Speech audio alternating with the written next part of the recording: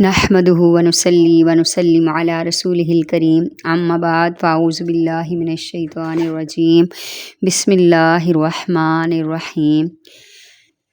آج کے بیان کا موضوع ہے بیماری میں صبر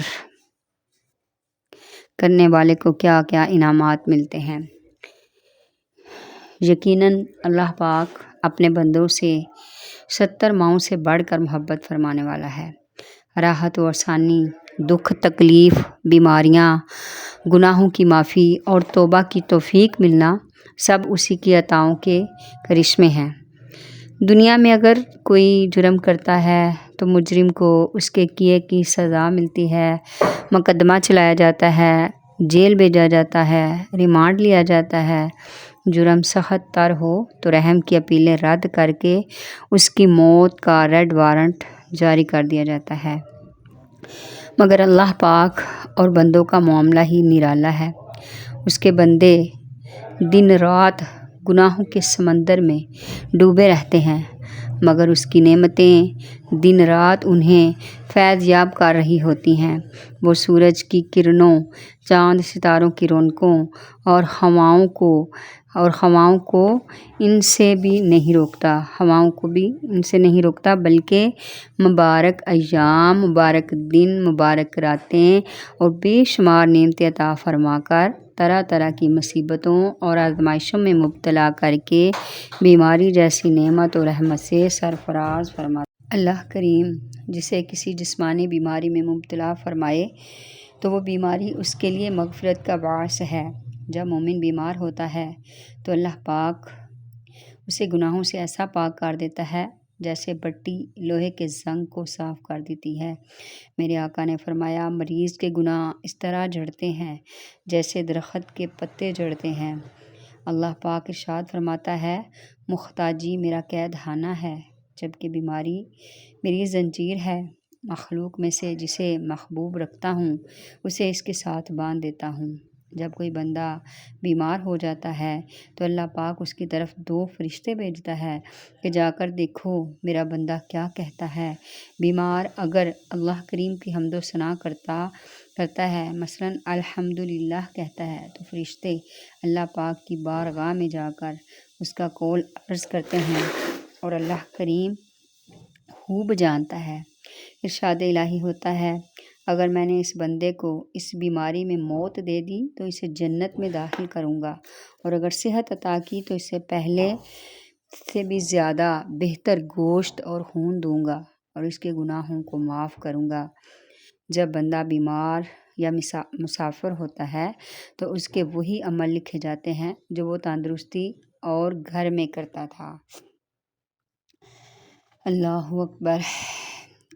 احادیث مبارکہ میں آتا ہے کہ بیماری مغفرت کا سبب ہے۔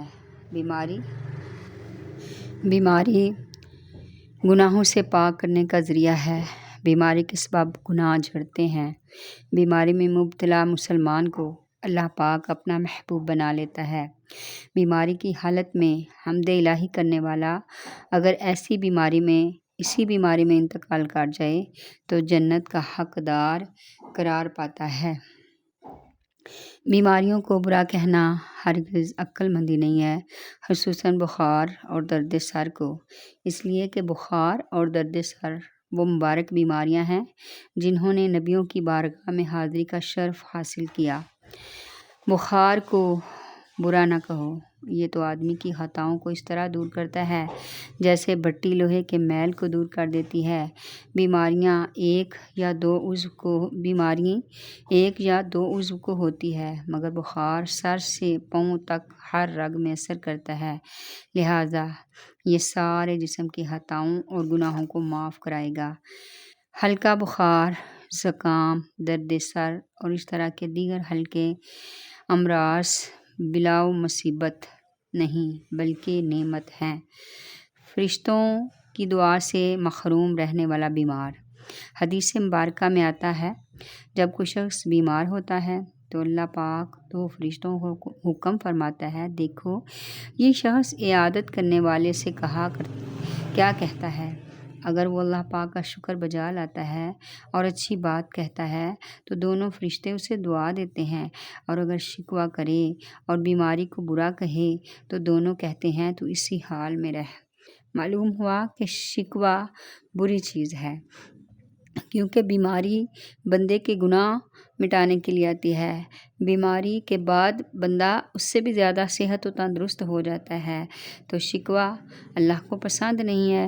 شکوہ عبادت کی لذت کو بھی ختم کر دیتا ہے۔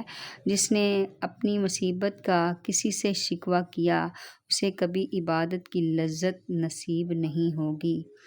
زباں پر شکوہ رنج و الم لایا نہیں کرتے، نبی کے نام لیوا غم سے گھبرایا نہیں کرتے۔